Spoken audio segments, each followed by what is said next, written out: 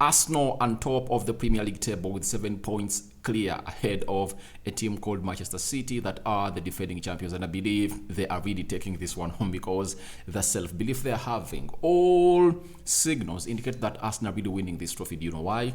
Injuries are not affecting them, because when you see to it that they have gone ahead to score more goals when Jesus is away, because in the 2 games they played without Jesus, they've gone ahead to score 7 goals. That's it. So it shows you how good they are becoming. And today has been another way of Arsenal winning comfortably and really endorsing themselves onto that trophy and stamping huge into the year of 2023 as the leaders of the Premier League table. Welcome to Rokani Media Football. How are you guys and where are you watching us from?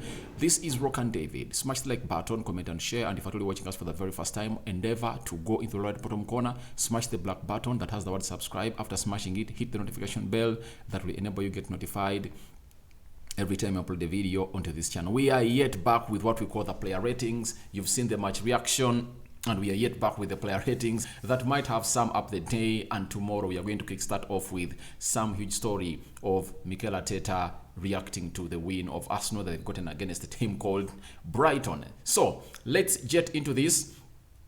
As you guys know, Rokani David is my name, and let's go and do the needful to this channel. Let's start with the goalkeeper. Aaron Ramsdale pulled out close to 1 or 2 saves, but obviously it was like he's a holiday. He never had a lot of things to do into that game of football for a club called Arsenal versus Brighton. So it looked like a honeymoon for him. No hard shot went in for him. No clean sheet kept ever since the return of the Premier League. But I didn't blame him a lot in the game of West Ham because a penalty has a 99% chance of going in and a 1% chance of a goalkeeper to save it. So I didn't blame him on that game.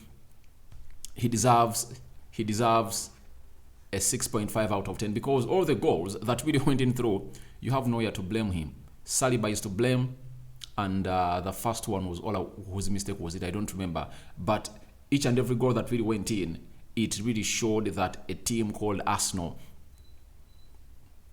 had a hand in it, provided the goalkeeper didn't make a mistake. The defenders were the ones to blame for that foul, for those 2 goals, but Ramsdale was not the one to blame, meaning that he would have kept a clean sheet if at all defenders really were onto their best. So I'm giving him a 6.5 out of 10. That is Aaron Ramsdale coming in and really getting Arsenal another well-deserved win. Then let's go to Ben White, the right back of Arsenal. He really had a solid game. He played for 58 minutes and was later taken off the field of play, and a player called Tomiyasu came in for him, but he really had a very good game. Again, Ben White is confidently turning into a player that we have to go on and really respect, because he is really a player that has gone ahead to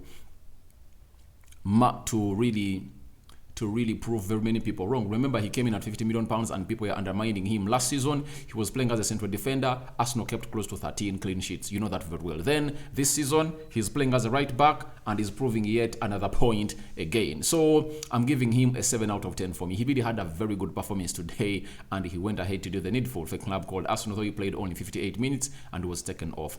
On the left back, it was Zinchenko returning the starting 11 of Arsenal. What a way to go in and start a season with a player called Zinchenko, because when you look at a player like Zinchenko, you just get to know that he adds a lot to Arsenal. He helps them a lot. Their winning mentality is no longer the same with him. He is really a player that impacts this team. Look at how he gave Arsenal control into that game of football, and Statman Dave was even attracted to go on and really give us his game by numbers, because he only played 58 minutes. So he brought us the first half game of Zinchenko by numbers. 91 passing accuracy. You know, very few people hit 91. Most of the players are in 85, 80, but 91 passing accuracy is really out of this world, and he's one of the passing generals into that Arsenal side. Then you find a player called 33 touches by Zinchenko, 19 passes completed, 3 out of 3 ground duels won, 1 aerial duel won, 1 long ball completed, and he almost had a shot. He had a shot on target because it was saved by the goalkeeper. That would have put Arsenal in a 2 early goal lead in the 7th minute, because Saka had put Arsenal into the lead in the 2nd minute. So I'm giving Zinchenko a 7 out of 10. His return has been really great. The manager is managing him very well. He played 58 minutes. The manager took him off. And obviously brought on Nketiah to play as the left back. And obviously Arsenal looked a little bit shaky because by the time they went off, before they went off, the game was 3-0. But the defense looked porous when those two really got out, meaning that a little bit of balance was out of that game of football. Because I've always told you, Ben White and Zinchenko are the reason as to why Arsenal are a high possessing side. Do you know why? They are used as wide references, especially when Arsenal is passing that game. If at all Xhaka, Thomas Partey find it hard in the midfield, they refer to Zinchenko and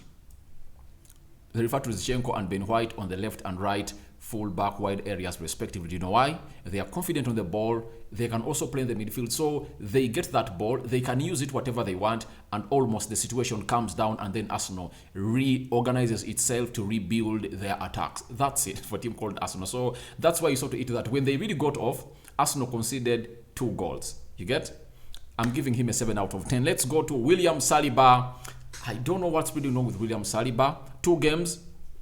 He has cost Arsenal 2 goals. He's looking a little bit rusty, but obviously that's what you need for a player like him who has not been playing football. The World Cup, he played only like 40 minutes against Tunisia, but he was training with them but never played. Looking rusty, maybe something's going through his life that we don't know, but he needs to find himself to the levels of really playing for Arsenal well. Because if at all he has given away 2 goals in the game of West Ham and Brighton, what is going to happen when he faces Newcastle on the 3rd, that is Tuesday? What's going to happen? Because they are playing Newcastle. Newcastle is having one of the deadliest front threes that really threaten defenses in the Premier League. And they are going to come as a wounded lion because they've drawn with Leeds at home. They are coming to the Emirates, and you know what's going to happen. So Saliba needs to find his level of playing football back as he was before he went to the World Cup, because arguably he was one of the best central defenders in the Premier League before the World Cup break. But coming back in the World Cup break, Saliba looks rusty. He looks shaky, looks like he is playing and depending on the mercy of Gabriel Magalhaes, of which we need to see him really doing the needful. Lucky enough, all of the goals he has gone ahead to cost Arsenal this season have not really cost Arsenal points. The own goal he scored against Leicester, Arsenal was 2 goals ahead. Then the game was 2-1 and Arsenal went by 4 goals to 2. The game of West Ham, Arsenal was behind. They came back and won the game 3 goals to 1. Again today, Arsenal had already been in the lead with 4 goals, with 3 goals ahead because it was 4-1, and then Brighton scored another one. So I think it's high time for Saliba to come out, collect himself, become better as a defender he was before the World Cup break. But I'm giving him a 6 out of 10. Obviously, he needs to go on and work upon that, because in the game of Newcastle, he might be the reason that Arsenal is going to lose the trophy, maybe, and we can't really guarantee him coming out and really playing better. But basing on how he had played the previous games of the World Cup, you can really bank on him that he can really get this Arsenal side to the level of keeping clean sheets again. So after Saliba giving him a 6 out of 10, let's go to Gabriel Magalhaes' solid blocking. I think there is even a goal he contributed by really floating that pass to find Martinelli. He was really great. He was really a Rolls Royce into that central defense of Arsenal. He is not looking erratic. Obviously, never played in the World Cup for Brazil. He was dropped by Tite, but he's sending a message that I'm supposed to be one of those replacements of Thiago Silva and maybe Marquinhos into that defense of a team called Brazil. But he looked great, defended very well, did all what he had to do, and he gave Arsenal a win that they really deserved. Very much blocks put in by Gabriel Magalhaes, and obviously I'm giving him a 7 out of 10 for me. He really played very, very well. The other player that really played very well for me is Thomas Partey. We go to the midfield. Thomas Partey, a revelation. You see, if it was not Casemiro coming in the Premier League, I believe he would have been the best central defensive midfielder in the Premier League. But he comes second to Casemiro. Let's agree this, guys. Casemiro is really one of the best central defensive midfielders in the world. He has been doing it at a high level, comes at Manchester United, revolutionizes everything, and obviously he's the king of the midfield. But I can't wait for that game between Arsenal and Arsenal between Arsenal and Manchester United. That's going to happen on the 22nd of January, because Casemiro is going to be all out there waiting to see to it that he really battles it out Thomas Partey. That midfield battle is going to be so much good to watch, and that's going to be a beauty to watch, because those two are really revolutionary. Thomas Partey playing very well, super 8 out of 10. He controlled that midfield, and it was an easy day for him. He never needed to break a sweat to win that midfield over. There was no Caicedo, there was no McAllister. Obviously, Webster was away. Obviously, the midfield had the likes of Glimmers, and he just won it easily. So I think that's why he really looked okay. But I believe even when Caicedo was there, he would have won it, though Caicedo and McAllister would have given Arsenal or asked Arsenal more questions as far as that midfield position of the attack concerned. But the games of football won and lost in the midfield, and Arsenal won the midfield. That's why he did everything that brought problems to Brighton by breaking play and initiating attacks from the deep areas of the midfield. 8 out of 10 for Thomas Partey. Let's go to Granit Xhaka. At least, I think, ever since he played well in which game? I think he last played well. Was it the game of Liverpool? But all the games that really followed there, Xhaka was not a player that he used to be. But this time round, he played very well. I saw the glimpses of Xhaka that are really great in this game of football. And obviously, he really had a very huge role to play that midfield. And they won that game by 4 goals to 2. Having assisted in the game of West Ham, he came in through and capitalized onto that performance again in the game against Brighton. And I'm giving him a 7 out of 10. 7 out of 10. Fair treat, not so? I think it's a fair treat for him. Let's go to the man who was playing as a central attacking midfielder, Martin Odegaard. This guy is a revelation. And I've seen people in the comment section telling me that don't compare Martin Odegaard with Kevin De Bruyne. Guys, unless you don't watch football and unless you are biased, the good thing with me is that I support Manchester United, but I'm not biased about good players that are in other teams. Kevin De Bruyne is a very good player. He's in his early 30s. He has been doing this for the last 5 years. He's been the best midfielder in the world for the last 3 years. That is no doubt. No brain about that. But there is a new boy on the block. There is a new boy on the block, Martin Odegaard. When you look at the stats of Kevin De Bruyne this season, let me show you. Kevin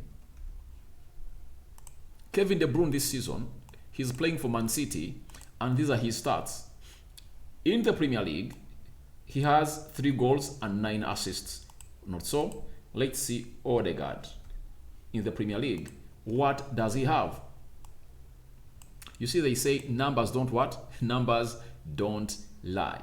Martin Odegaard has 7 goals and 5 assists, meaning that Martin Odegaard has 12 goal involvements in 15 games. Kevin De Bruyne has played 16 games, and he has 12 goal involvements. That is Kevin De Bruyne for you. Now, it really goes to echo back into your mind that Kevin De Bruyne is experienced. When you look at his age, Kevin De Bruyne is now 31 years of age. He's making 32 next year. Odegaard is 24. You get? He's making 25 next year. Odegaard has started to do things that Kevin De Bruyne didn't do at the age of 24. At the age of 24, I think Kevin De Bruyne was at Chelsea, flopped and went back to Germany. Then Pep Guardiola bought him back and brought him to Man City. That's when he really got himself onto the Kevin De Bruyne he is right now. Odegaard is better than Kevin De Bruyne. But what we want to see him do is consistency. We want to see him do this on a consistent level. Game in, game out, that's what we want him to do. We want him to see him creating assists and scoring goals. 12 goal involvements in 15 games. Kevin De Bruyne, 12 goal involvements in 16 games. One more game played than Odegaard, and they're having the same stats. And I believe Odegaard is going to outstart Kevin Kevin De Bruyne this season. So Odegaard has been a revelation today with an assist today and a goal, and he almost got himself involved in even the first goal. He's the one that finds that pass to Gabriel Martinelli, and Gabriel Martinelli goes in for a carrying effort that deflects off a player of Brighton, and it finds Saka unmarked, and Saka hits that ball in the back of the net. So I believe he was almost involved in 3 or 4 goals today. 3 goals because the 4th goal came in through when they had taken him. No, the 4th goal, he's the one who created it. But he almost saw himself involved in all of the goals that Arsenal scored today. So I believe he's a revelation player. Scoring a brace against Wolverhampton Wanderers, coming in the game of West Ham, creating 2 goals. Today, scoring 1 and creating 1.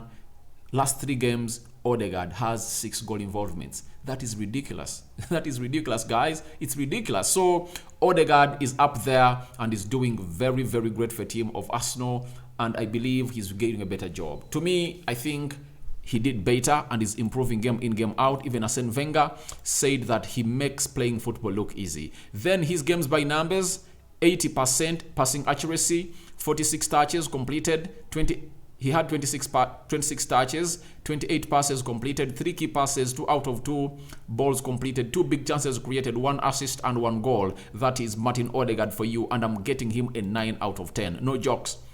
The consistency has really gone ahead to orchestrate in the last 3 games of Arsenal. He deserves a 9 out of 10. A 9 out of 10. And this proves many of you wrong. You came in for me when I told you that the most important players for Arsenal are Gabriel Jesus and Martin Odegaard. And people said, what of Saka, what of Martinelli? I told you, Arsenal can survive without Saka, without Martinelli at a certain point.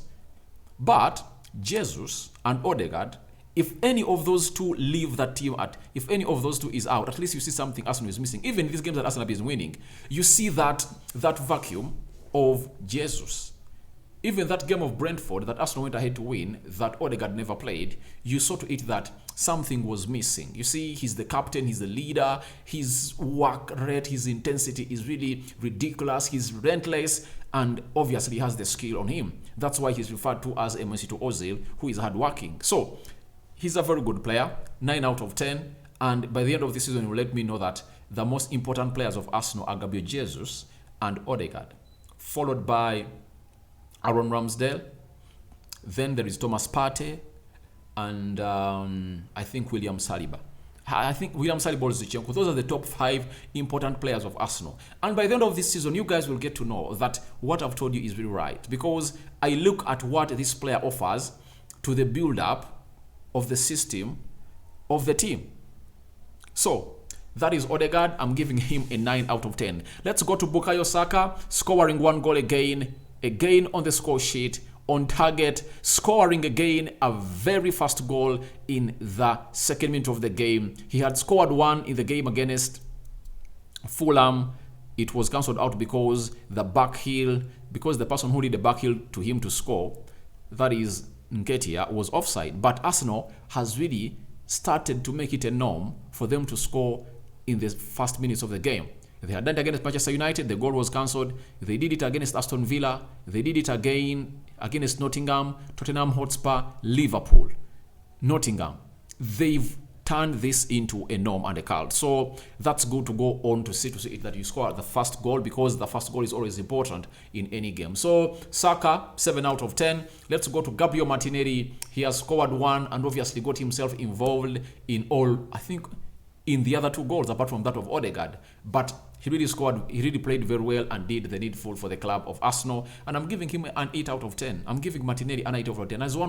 He's one of those players that was contending for the man of the match, according to me. But he really had a player who really played exceptionally in this game. That is Martin Odegaard. I'm giving him an 8 out of 10. That is a player called Martinelli. Let's go to Eddie Nketiah. You know, with all fairness, people have rated off Eddie Nketiah. I'm one of those people that have been backing this guy for so long. Course the Arsenal podcast, I remember when Arsenal lost against Everton by 2-1 when he missed out on a sitter that he headed onto the post and it went out. Kosi told me, Nketiah is not a striker. I told him, how can a person be a prolific striker when he is not being given minutes? You get? What makes a player become what he is and build a lot on his confidence is one thing. Knowing that I'm going to start tomorrow. He sleeps thinking of the game. He watches the clips of the defenders of the opponent they are going to play, how they move, and then he knows how to make the right movements against them. That is Nketiah for you. And he has gone ahead to go and score 2 goals in 2 games. Against West Ham, he scored the 3rd goal. Even today, he has scored the 3rd goal. That is good of Nketiah, cementing the conversation that he cannot really score only the line for Arsenal. Though Jesus offers more than him, but this man is scoring in goals and firing in goals for a club called Arsenal. I think this is his 5th goal of the season. That is Nketiah. And obviously, he has equaled the tally with Gabriel Jesus. So it shows you how this guy is good. He won't help you a lot in build-up, creativity, but he'll go ahead and help you a lot when you are really needing that goal, provided you create those chances. For Arsenal to benefit in Nketiah, chances have to be created. That's it. So I believe when they're going to play against Newcastle, it's really going to be a very important decision for Mikel Arteta to continue fielding this man, because the man is really firing in. But I would like for him to go on and really start scoring the 1st goal, because the 1st goal is really important, and that's when he's going to go ahead and really claim for his position, even if Jesus is going to be back. So Nketiah's game by numbers: 76% passing accuracy, 35 touches, 3 ground duels won, 2 clearances, 2 tackles won, 1 shot on target, 1 goal. Obviously, staking his claim into the Arsenal starting 11. Obviously, I'm giving him a 7.5 out of 10. He was really brilliant, got his chance and really buried it to the back of the net. Let's go to the substitutes that really came in through. Tomiyasu, I'm going to give him a 6 out of 10. Kieran Tierney, a 6 out of 10. Rob Holding, a 6 out of 10. El Nini, 6.5 out of 10. And those are the substitutes that really came in through for a club known as Arsenal. For Mikel Arteta, why not give him an 8 out of 10? He deserves it. He deserves it. He has really seen many people going ahead to apologize after rating him off that he is not a manager worth to go on and really take over this team. I've seen Turkish, who works on AFTV, put up a tweet. Let me look for it here, because I might be having it, because you need to see this. Turkish.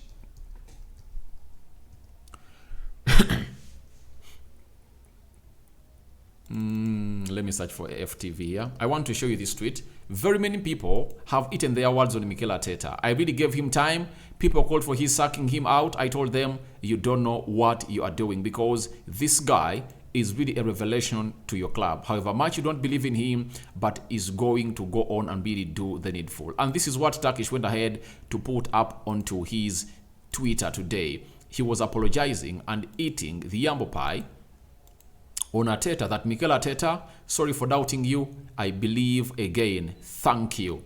These people called him out a lot, but they never knew what the project of Arsenal was all about. 8 out of 10 for me. Mikel Arteta. My man of the match is obviously Martin Odegaard, Captain Fantastic, who is really having a form of his life at Arsenal. 6 goal contributions in the last 3 games of Arsenal, having a tally of 3 goals and 3 assists. That is Martin Odegaard. So your reactions are welcome in the comment section below. Tell me, who do you think your man of the match is? What are your ratings are per player? Remember, we are rating out of 10. And obviously, your reactions to Arsenal ending the year on top of the table and entering 2023 on top of the table. And Happy New Year. May the Almighty Lord bless you abundantly. Rokani David is my name. And don't forget to subscribe, smash the like button, comment and share. This is Rokani Media Football. This is how we've entered the year 2023, and we are here with a bang. Don't forget to say a prayer and thank God for really bringing you into 2023 alive. Men have died, but the Lord has protected you, and you are into the year 2023. I'm out.